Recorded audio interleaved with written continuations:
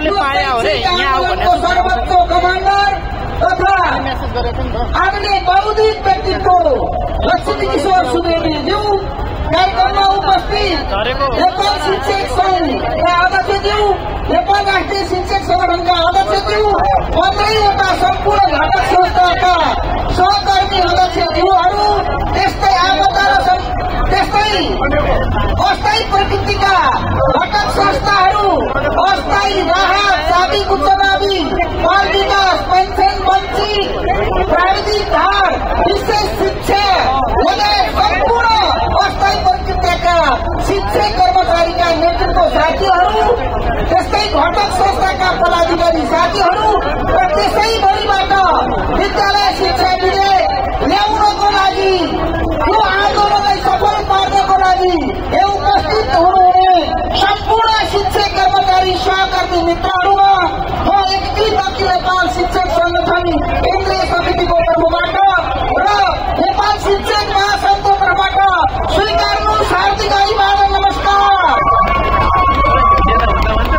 आज नेपाल शिक्षक महासंघले एउटा नारा प्रयोग गरेको छ कि जितिन्छ कि बितिन्छ। साथीहरू, हामी जित्ने हो कि होइन भन्नुहोस्? हामी जित्ने हो कि होइन? हामी विद्यालय शिक्षा लिएर फर्किने कि खाली फर्किने? पक्कै पनि मलाई लाग्छ यो तपाईँहरू हजारौं शिक्षा कर्मचारीहरू विद्यालय शिक्षा विधेयक खल्तीमा हालेर फर्किएर आउनुभएको छ। फेरि खोला खान आउनुभएको छैन, गटारी खान आउनुभएको छैन। फेरि तपाईँ एकचोटि भन्नुहोस्, विद्यालय शिक्षा विधेयक गरिकन हामी फर्काउनु भनेर भन्नुहोस्। त्यहाँ नयाँ भए पनि हामी फर्काउनु भनेर भन्नुहोस्। म तपाईँहरूलाई सल्युट गर्न चाहन्छु। शिक्षक साथीहरू, हामीले आन्दोलन हठात गरेका होइनौँ। हामीले आजको भोलिमै आन्दोलन गरेका होइनौँ। हामीले आन्दोलन 2063 सालदेखि गरेका छौँ। हामीले आन्दोलन 2075 सालमा गरेका छौँ। हामीले आन्दोलन 2078 सालमा गरेका छौँ। हामीले आन्दोलन 2080 मा गरेका छौँ। अझ भन्नुपर्दा फेरि 2080 को असोज 3 देखि 12 गतेसम्म यही माइतीघर मण्डलमा हामी हजारौं लाखौं शिक्षकहरू थियौं। यो शिक्षकहरूको उपस्थितिको पश्चातले यो सरकारले विद्यालय शिक्षा विधेयक संशोधन गर्यो, संशोधन गर्यो, विषयगत समितिमा पुर्यायो। तर विषयगत समितिमा पुर्याइसकेपछि त्यसले कुनै वास्ता गरेन। तपाईँहरू भन्नुहोस्, विद्यालय शिक्षा विधेयक 2080 को भदौको 27 गते दर्ता गरेको विद्यालय शिक्षा विधेयक 4वटा सेसन पूरा भइसक्यो, अझै विद्यालय शिक्षा विधेयक आएन। हामीले रहरले आन्दोलन गरेको हो त? हामीले भनिरहेका छौँ, हामी संयमित भयौँ। हामी अत्यन्तै संयमित जिम्मेवार भएर यसै सम्पन्न गर्यौं। हामी चाहन्छौँ विद्यार्थीहरूको शिक्षण सिकाइ क्रियाकलापमा बाधा नपरोस्, अवरोध नपरोस्। हामी समाजमै सधैँ विद्यार्थी शिक्षक र अभिभावकको बीचमा रहिरहौँ। हामीले धैर्य गर्यौं। हामीले यो आन्दोलन गरेको पनि माघको 15-16 गतेबाटै थियो। तपाईँहरू भन्नुहोस्, आज सरकारलाई थाहा छ शिक्षक कर्मचारीहरूको आन्दोलन निरन्तर छ भनेर हामीले राजनीतिक पार्टीका कार्यालयहरूमा पनि गएर धर्ना गर्यौं, जानकारी गरायौं। हाम्रो आन्दोलनदेखि भागेर नेपाल सरकारले 19 गतेको मध्यरात 18 गतेको मध्यरातबाटै संसद स्थगित गर्यो। साथीहरू, कति दिन लाग्छ यो सरकार? सधैँ शिक्षक कर्मचारीहरूबाट भाग्न सक्छ? सधैँ शिक्षक कर्मचारीहरूबाट भाग्न सक्छ?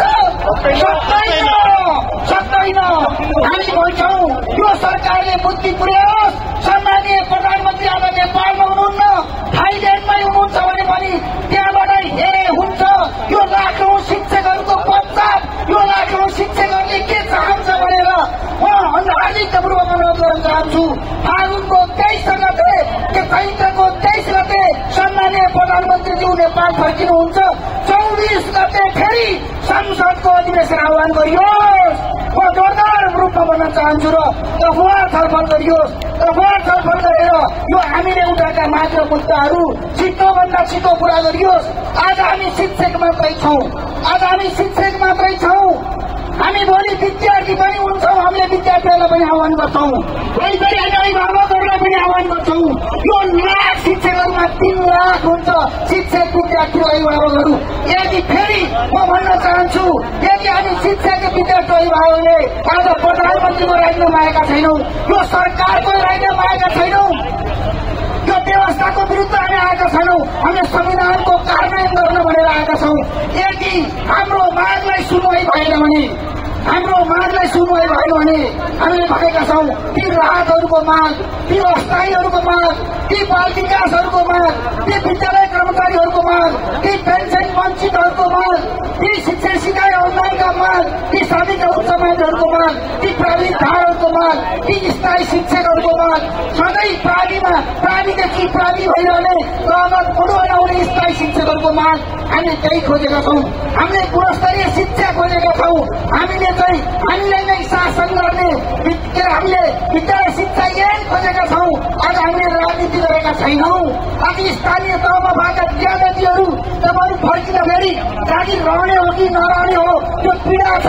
स्थानीय शासकहरू ती छोटा राजाहरूले हामीलाई हमला गरिरहेका छन्। शिक्षण सिकाइ केन्द्रमा बाधा पुर्याइरहेका छन्। हामीले त्यसलाई चाहिँ अनुसूची 8 लाई अनुसूची 9 मा बदलेर सार्वधिकार कार्यसूचीमा राख भनेर हामीले भनेका छौं।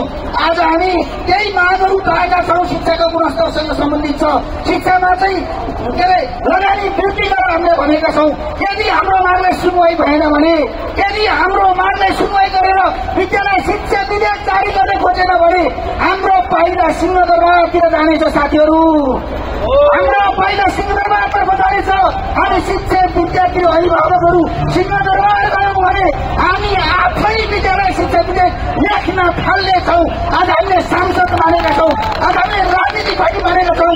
आज हामीले चाहिँ राजनीतिक पार्टी मानेका छौं। आज हामीले नेता मानेका छौं। यदि हाम्रो भइरहेको बात टुट्यो भने हामी आफै सिंहदरबार गएर संसदबाट विद्यालय शिक्षा विधेयक लिएर हामी आफै जारी गर्नेछौं।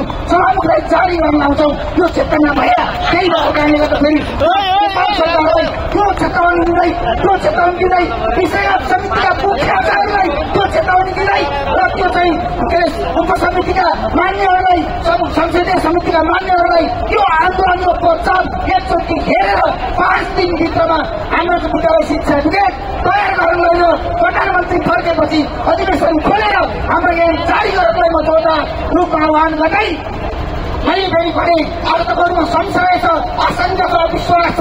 आशंका लिन पर्दैन। हामी धोका दिँदैनौं। शङ्कर अधिकारी युनियनको नेपाल शिक्षक महासंघको लक्ष्मी सुमितदेखि लिएर सोमनाथ गिरीदेखि लिएर हामी सबै यो आन्दोलनमा पहिलो सही हुन तयार छौं। तर विद्यालय शिक्षा विधेयक ल्याएरै छाड्छौं।